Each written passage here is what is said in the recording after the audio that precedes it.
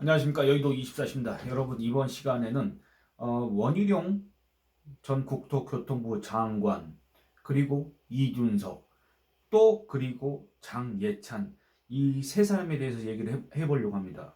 이 세 사람에 대해서 왜 얘기를 하느냐?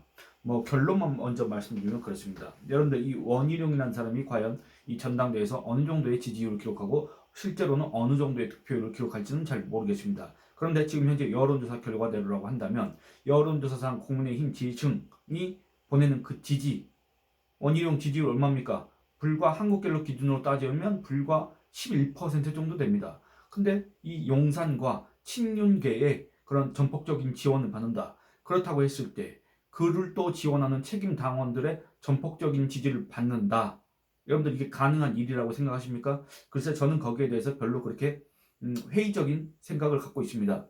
그렇다고 할 경우에 이 원희룡은 뭐 전당대회에서 당대표로 당선될 가능성은 별로 없고, 이번에 사실상 이 국민의힘의 당원들로부터 또는 그 지지층으로부터 정치 생명 마감이라는 그런 심판을 받게 되는 거 아니냐, 이런 생각이 든다 그 말입니다. 왜 이런 시점에서 일종의 과욕을 부려서 자기의 정치 생명을 이렇게 스스로 재촉하는 그런 우를 범할까, 이런 안타까운 마음이 듭니다. 그런데 여러분들, 그런 생각이 또 들었습니다. 이 원희룡이라는 사람이 혹시 이번 전당대회에서 당 대표가 된다고 할 경우에 이 국민의힘은 과연 어떻게 될 것인가, 그거에 대해서 잠깐 상상을 해봤습니다. 이거는 원희룡에 대한 네거티브도 아니고 이 뭐 그냥 정말 합리적인 근거 있는 전망이다 또는 예측이다, 저는 그렇게 자부합니다. 얘기를 한번 들어주시고 판단해 주셨으면 좋겠습니다.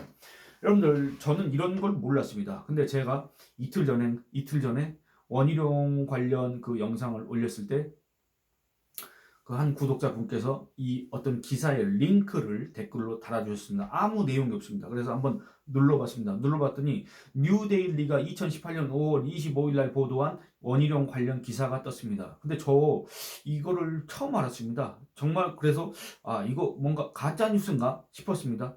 기사 제목이 뭔지 아십니까? 여러분들은 다 아실 겁니다. 왜냐면 제가 여러분들한테 댓글을 부탁드린 이유가 제가 몰랐던 거, 제가 그리고 놓치고 있었던 것들을 여러분들이 댓글로 저한테 일종의 또 정보를 이렇게 많이 알려주시기 때문에 그걸 참고하기 위해서 또 여러분들한테 댓글을 부탁드리는 것도 있습니다. 그런데 여러분들은 아마 다 아실 겁니다. 기사 제목이 원희룡 도민 명령이라면 민주당 입당 열어놓겠다 라고 했습니다. 저는 기사 내용 안 보고 이 제목 한 줄만 보고 벌써 충격을 받았습니다. 왜냐하면 여러분들, 이 원희룡이라는 사람, 물론 저는 그 사람이 어떻게 정치를 해왔고 어떤 주장들을 해왔고 자기를 뭘로 이렇게 자처를 해왔고 어떤 구호를 내세웠는지 그건 알고 있습니다만, 이 정도까지였을까? 그런 생각이 들었습니다. 저는 개인적으로 2022년 말에 이 민노총 화물연대입니까? 거기가 파업을 했지 않습니까? 그때 당시에 국토교통부 장관이 원희룡이었지 않습니까? 이것과 관련해서 이 원희룡을 인터뷰를 했습니다. 그때 당시에 인터뷰를 하고 그 뒤에도 한 차례 만난 적이 있습니다. 그러면서 이 원희룡이 상당히 뭔가 그때 당시의 느낌은 강단이 있다, 이런 느낌을 받았습니다. 물론 좀 지나친 면이 있다, 이런 느낌도 받긴 했지만, 그런데 민주당 입당을 열어놓겠다?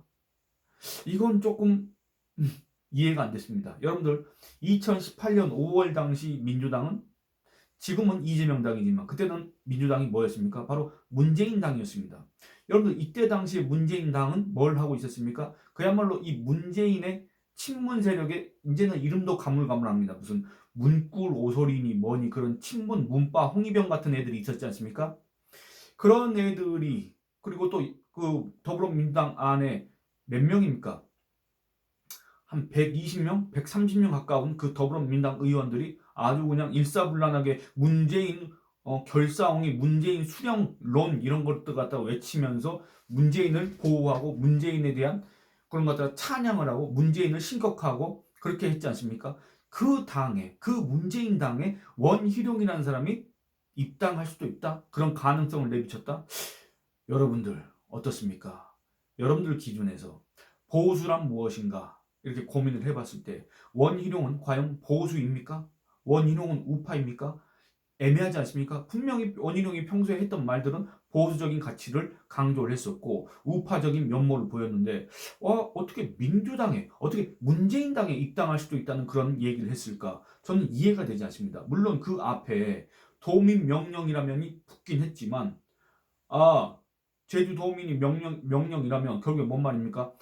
제주도민이 원희룡 이 사람 무소속으로 나가는 거 별로 지지를 안 한다. 민주당 후보 아니고선 지지를 안 한다. 지금 현재 문재인의 적폐 청산이 계속 진행되고 있는 와중에 내가 만약에 이 선거에서 떨어질 가능성이 있다고 한다면 나 오히려 민주당 들어가서 지방선거 나갈 수도 있다는 식으로 또는 이 지방선거 이때는 불가피하게 내가 지금 무소속으로 바른미래당을 나와서 무소속으로 있지만 만약에 나를 선택해 준다면 나 문재인 당 들어갈 수도 있다. 이런 얘기를 한 거 아니겠습니까? 저는 몰랐습니다. 여러분들은 이걸 아셨습니까?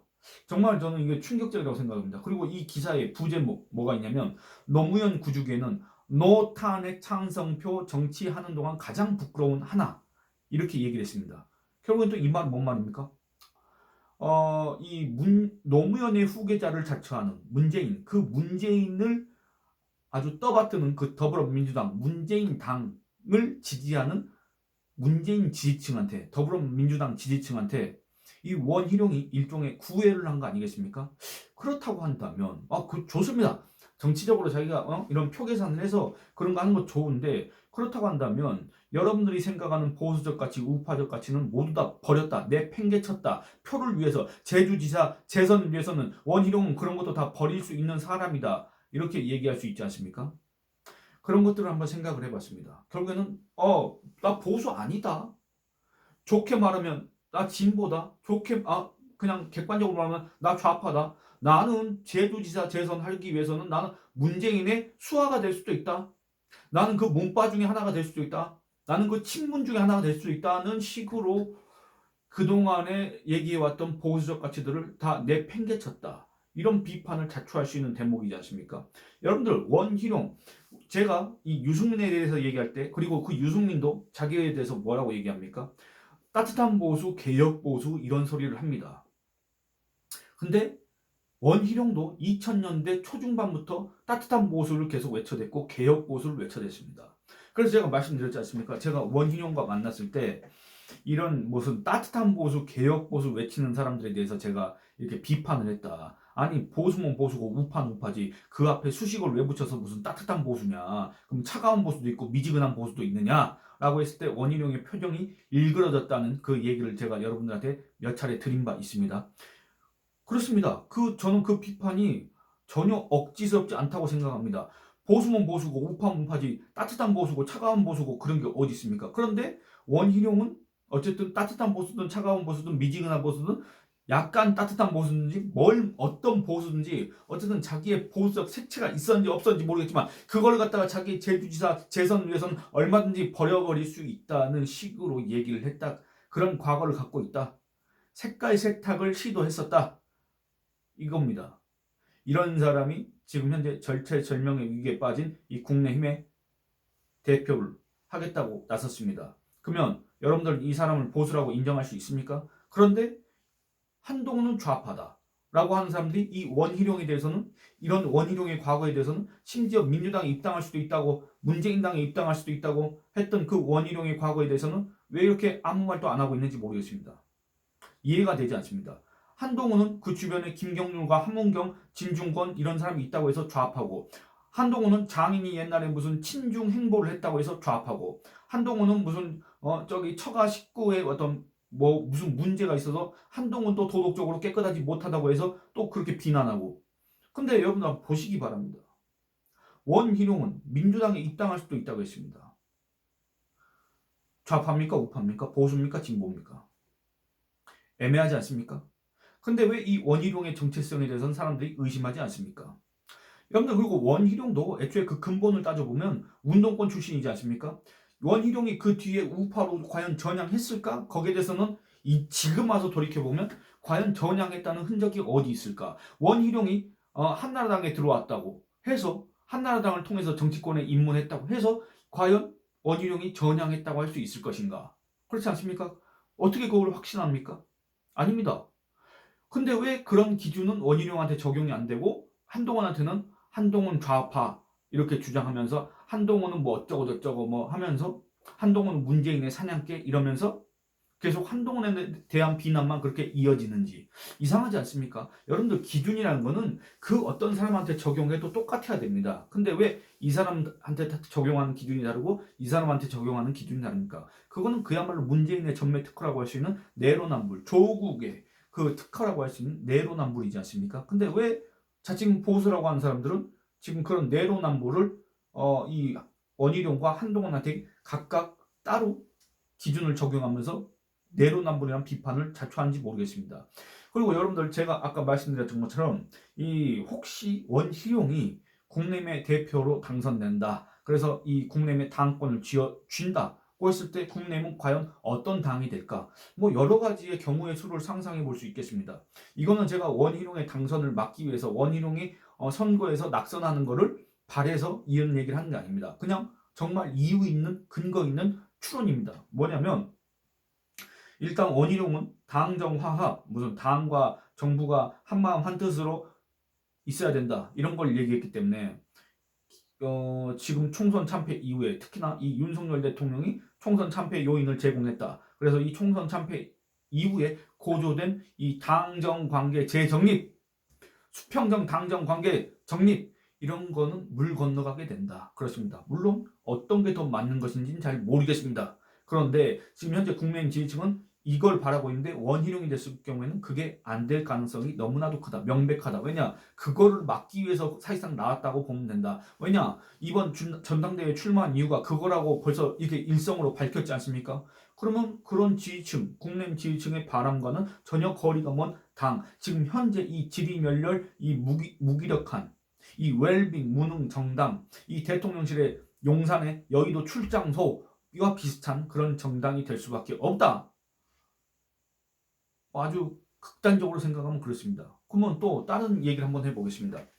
여러분들 과연 국민의힘은 보수 정당이라고 생각하십니까? 글쎄 그 면면을 보면 왜 국민의힘이 보수 정당인가? 국민의힘이 이 영남권의 지지를 받아서 영남권이 텃밭이기 때문에 그 영남권의 보수적 색채가 짙은 지지층이 다수 존재하기 때문에 그래서 보수 정당이 되는 겁니까? 그건 아닙니다. 여러분들 그 면면을 보면 이미 국민의힘 같은 경우에는 보수 정당이라고 하기가 상당히 어렵다. 왜냐? 과거 이 대한민국을 만들고 이 대한민국을 지키고 이 대한민국을 발전시킨 그 보수 또는 우파 세력들 있지 않습니까? 또는 더 정확하게 얘기하면 이 대한민국을 건국하고 이 대한민국을 산업화하고 한마디로 부국, 이 건국, 부국 세력들, 대한민국 수호 세력들이 이 소위 말하는 보수 정당의 뿌리였고 이 보수 정당을 지금까지 그 명맥을 유지시켜 왔는데 지금 이 국민의힘에는 그들과 연결되는 그들의 이런 정신과 철학을 계승하는 그들의 과거 활동상 그들의 과거 희생과 헌신에 대해서 기리고 추모하는 감사해야 하는 그런 사람들이 있습니까? 전혀 없습니다. 그 어떤 식으로든지 이 정신적으로든지 아니면 뭐 다 끊겼습니다. 단절입니다. 지금 국내에 누가 있습니까? 누군지도 모르겠습니다. 어디서 뭘 하다 온 사람들도 잘 모릅니다. 그 국회의원들이란 사람들이. 그렇다고 할 경우엔 보수정당이라는 색채가 간판은 그렇게 걸고 있지만 그런 색채가 아주 희미해졌을 뿐 아니라 만약에 원희룡이 이 따뜻한 보수를 자처하는 원희룡이 당대표가 됐을 때는 어떻게 될 것인가. 한 가지만 말씀드리겠습니다. 이게 과연 설사 원희룡을 지지하는 사람들이라고 하더라도 이게 과연 여러분들이 생각하는 보수정당의 미래인가. 한번 곰곰이 생각해 보시기 바랍니다. 여러분들 원희룡은 이준석이를 상당히 긍정적으로 평가합니다. 그거 잘 아실 겁니다. 원희룡이가 뭐라고 했습니까? 국토교통부 장관이 시절에 2023년 12월 달에 이제 그 장관직을 물러나야 될 그 시점에 왜냐면 총선에 나가야 되니까 이준석에 대해서 뭐라고 했느냐? 대선 때 함께한 이준석은 당연히 함께 가야 된다. 이렇게 얘기를 했습니다.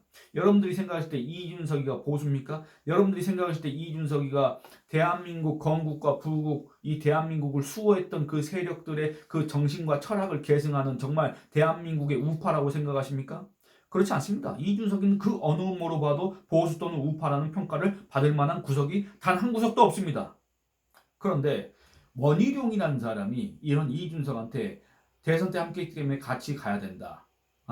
그러면서 뭐 집권연합보다 국정연합이 더 넓어지는 쪽으로 가는 정치가 더 좋은 정치라고 생각한다. 이렇게 얘기했습니다. 그러니까 집권연합이든 국정연합이든 그 무슨 연합이든지 간에 이준석과는 그 지향점 자체가 이 보수 또는 우파와 이준석이는 지향점이 다르고 생각하는 그 국가의 모습이라고 해야 될까? 그리고 이 집권의 목표라고 해야 될까? 이런 것들이 다 다른데 어떻게 함께 갈 수가 있겠습니까? 안 그렇습니까? 여러분들 극단적으로 얘기하면 또 이렇습니다. 이런 거 저런 거 사례가 너무 많지만 이준석이란 자에 대해서 그렇게 시간을 들여서 얘기할 필요가 없다고 생각하기 때문에 단 하나만 얘기해 보겠습니다. 여러분들 이낙연, 무슨 조응천, 그 다음에 누굽니까? 그 이름도 이제 생각 안 납니다. 하여튼 이 소위 말하는 개혁신당의 국고 보조금을 받기 위해서 이 더불어시민당, 더불어민주당에서 비례 자리를 하나 받아서 국회의원 노릇을 하고 있었지만은 그 재산 문제 때문에 제명을 당해서 무소속 비례대표로 있었던 양 뭐 있습니다. 그 사람까지도 같이 손을 잡고 이낙연은 또 누굽니까? 문재인의 아까 뭐라 했습니까? 그 홍준표가 한동훈을 향해서 문재인의 사냥개라고 했지 않습니까? 이낙연은 북한의 김정은을 향해서 드디어 민생을 걱정하시는 지도자가 출연하셨다라고 얘기를 했고 우리 민족끼리 북한의 대남 선전 선동 매체인 우리 민족끼리의 페이스북인가 트위터를 팔로우하고 있었고 또 문재인을 지키기 위해서 국회에서 온갖 억지 주장을 다 해댔고 그런 사람이었지 않습니까? 근데 그런 사람과 손잡고 이 재산 문제 때문에 더불어민주당에서도 내팽개친 그런 비례대표와 손을 잡고 국고보조금 6억 6천인가 개혁신당이 받지 않았습니까? 어떻게 이런 사람을 우리가 보수라고 우파라고 인정할 수가 있겠습니까? 그런데 원희룡이 만약에 당대표가 된다면 이 국민의힘은 다시 이준석이를 받아들일 수밖에 없을 겁니다. 그렇지 않습니까? 뻔히 예상되지 않습니까? 왜냐? 원희룡은 원래 바른정당의 최고위원도 했었고 바른정당에 참여를 했었고 유승민과 함께 따뜻한 보수, 개혁 보수를 외치고 다녔고 그리고 그때 이준석도 같이 있었습니다. 결국에는 같은 부류입니다. 우리가 그동안에 이 윤석열 정권 초반에 이런 것들에 대해서 애써 모른 척 했을 뿐 유승민, 원희룡, 이준석, 오세훈 이런 자들은 다 같은 부류다 그 말입니다. 오세훈도 이준석이를 옹호했지 않습니까? 그리고 이 이준석이 올 경우에는 지금 현재 이 원희룡을 지지하는 사람 또는 이 윤석열 대통령을 지지하기 때문에 이 원희룡을 지지하는 사람 그런 사람들이 이준석을 과연 견딜 수가 있습니까? 여러분들 이준석이 과연 어떤 짓을 할지 모릅니까? 예상이 안 됩니까? 그러니까 여러분들이 생각하실 때 그 이준석이를 받아들인다는 것 자체가 애초에 이 원희룡을 뽑은 그 목표가 이미 사라진다 그 말입니다. 목적이 없어진다 그 말입니다. 이준석을 받아들임으로써. 근데 원희룡은 이준석과 함께 가야 된다고 했던 사람이기 때문에 받아들일 겁니다. 거의. 그리고 여러분들 장예찬이라고 있습니다. 여러분들 장예찬이 보수입니까? 장예찬이 보수라고 생각합니까? 장예찬이 지금 현재 자기가 정통 보수라고 외치고 다니고 있습니다. 지난번에 부산 수용구에서 이 공천 취소에 반발하면서 무소속으로 나오고 자기가 진짜 보수고 자기가 정말 윤석열과 통하는 후보고 자기가 이 부산 수용구에 예산 폭탄을 떨어뜨릴 후보고 자기가 정통 보수다 이렇게 얘기하고 다녔고 지금도 자기가 정통 보수라고 얘기하고 한동훈과 뭐 그런 사람들을 향해서 뿌리가 없고 뭐 어쩌고 저쩌고 그러고 앉아 있습니다. 장예찬이. 아니 이자는 지금 국내임 소속도 아닌데 지금 이러고 앉아 있다 그 말입니다. 근데 여러분들 장예찬은 누구로부터 이런 뭐랄까 정치적인 발언권이라고 해야 될까? 정치적 배경이라고 해야 될까? 장예찬의 뒤에는 누가 있습니까? 윤석열 대통령 또는 윤석열 대통령의 배우자 김건희 여사가 있지 않습니까? 그렇다고 한다면 이 윤석열 대통령과 이 친윤 세력의 지원을 받아서 당 대표가 됐을 때 장예찬은 원래 만약에 한동훈이 당 대표일 경우에는 절대 복당을 안 시킨다고 했습니다. 근데 원희룡이 당 대표가 됐을 때는 장예찬 복당할 수 있습니까 없습니까? 복당은 물론 아마 한 자리 차지할 겁니다. 그리고 정통 보수 감별사 노릇을 해야 될 겁니다. 여러분들 대체 정통 보수가 뭐길래 장예찬 같은 자가 보수를 운운하고 다닙니까? 그게 만약에 정말로 정말 보수라고 한다면 저 보수 안 하겠습니다. 어떤 분들은 제 채널에 와서 너는 보수 유튜브가 아니다 이렇게 얘기하는데 저 보수 안 합니다. 그러면 저는 장예찬 같은 자와 같은 보수로 묶이기가 정말 싫습니다. 오세훈이 얼마 전에 동아일보 인터뷰에서 그런 표현을 썼습니다. 모멸감을 느낀다고 했지 않습니까? 저는 장예찬 그런 자, 이준석 같은 자하고 같은 보수로 묶이는 것 자체가 정말 모멸감을 느낍니다.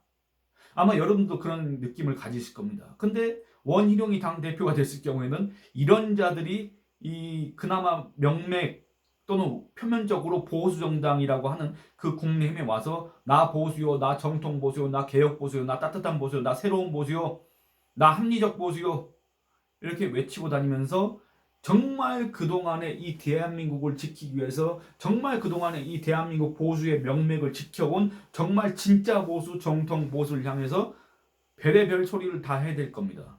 지금도 원래 그러고 있습니다. 원희룡이 당대표가 됐을 경우에는 그럴 가능성이 아주 농후하다. 이렇게 예상할 수 있습니다. 여러분들 제가 얘기한 게 너무 극단적입니까? 제가 얘기한 게 아무런 근거가 없습니까? 그렇지 않습니다. 원희룡은 당대표가 됐을 때 분명히 이 당 내에는 자기 세력을 다시 만들어야 되고 그럴 경우에 가장 손쉽게 손잡을 수 있는 사람이 누굽니까? 유승민계입니다. 그리고 이제는 떨어져 나간 이준석계를 다시 불러야 됩니다. 그리고 빚이 있기 때문에 부채가 있기 때문에 이 친윤 또는 윤석열 대통령의 그런 것도 받아들여야 됩니다. 일부 수용을 해야 됩니다. 안 그러면 언제 또 윤 대통령이 경로할지 모르지 않습니까? 그럴 경우에는 이 소위 말해서 윤석열 대통령을 앞세워서 별의별 소리를 다 해야 되고 앉아있는 장예찬 같은 자. 여러분들 제가 한 가지만 말씀드리겠습니다. 여러분들 혹시 기억 안 나실 수도 있는데 장예찬이 어떻게 정통 보수를 그 입으로 운운할 수가 있으며 장예찬이 공천 취소당했다. 그래서 한동훈이 좌파다. 한동훈이 보수를 다 망가뜨렸다. 한동훈이 보수를 배신했다. 어떻게 이런 얘기가 나올 수가 있습니까? 장예찬이 뭔 얘기하는지 모릅니까? 여러분들 정통 보수라고 하는 자가 이명박 전 대통령을 향해서 영어로 비속어를 씁니까? 욕설을 씁니까? 제가 차마 그 입으로 옮기지 못하겠습니다. 욕설을 써놨습니다. 이명박 대통령 당시에 G20 있지 않습니까? 이게 이명박 정부 시절 최대 외교 성과라고 홍보하지 않았나? 그러면서 장혜찬이 뭐라고 했냐면 이건 욕설이라서 옮길 수가 없습니다. 어쨌든 여러분들이 생각하시는 그 영어의 욕설인데 가장 대표적인 욕설 있지 않습니까? 그걸 써놨습니다. 그리고 장예찬이 정통 보수라고 생각하시는 분들 한번 이 얘기를 들어보시기 바랍니다. 이 정통 보수 호소인 장예찬이 박정희 전 대통령에 대해서 뭐라고 했느냐? 독재자 박정희, 독재자의 딸 박근혜, 영남 꼴통 이렇게 외쳤습니다. 이렇게 페이스북에 썼습니다. 정통 보수입니까?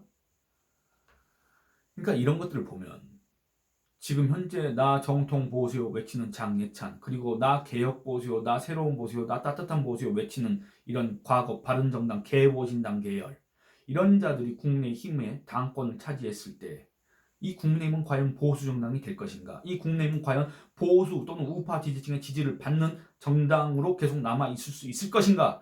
이런 것들을 생각해 봤을 때 이번에 정말 안 그래도 국민의힘은 위기지 않습니까? 이 위기를 어떻게 헤쳐나갈 것인가? 이 위기를 헤쳐나갈 수 있는 당의 구심점은 누가 돼야 될 것인가? 이런 것을 판단함에 있어서 여러분들은 이 사람들의 과거 이력, 이 사람들의 과거 언행 이런 것들을 참고를 하셔야 된다. 그래야만이 앞으로 국내임이 어떻게 될 것인가를 예상할 수 있기 때문에 이런 얘기들을 여러분들이 좀 귀담아 들어주셨으면 좋겠다. 이런 생각을 해봤습니다. 네, 이 영상은 이만 마치도록 하겠습니다. 여러분들 의견을 댓글로 많이 남겨주시고 그리고 여러분들이 의견 마이크 많이 남겨주셨지 않습니까? 결국에는 뭐 이 울리는 문제라고 저도 생각을 하는데 그래서 마이크를 다른 걸로 바꾸지 않고 이거 무선 마이크 쓰지 않고 이걸로 다시 녹음을 한번 해봤습니다. 이 울리는 문제를 해결하기 위해서는 또 다른 방법을 한번 구상을 해봐야 될 것 같습니다. 여러분들이 이렇게 지적해 주시고 여러분들이 이렇게 알려주신 그거 많은 이제 도움이 됐습니다. 제가 이거를 또 차츰차츰 한번 개선을 해 보도록 하겠습니다. 감사합니다.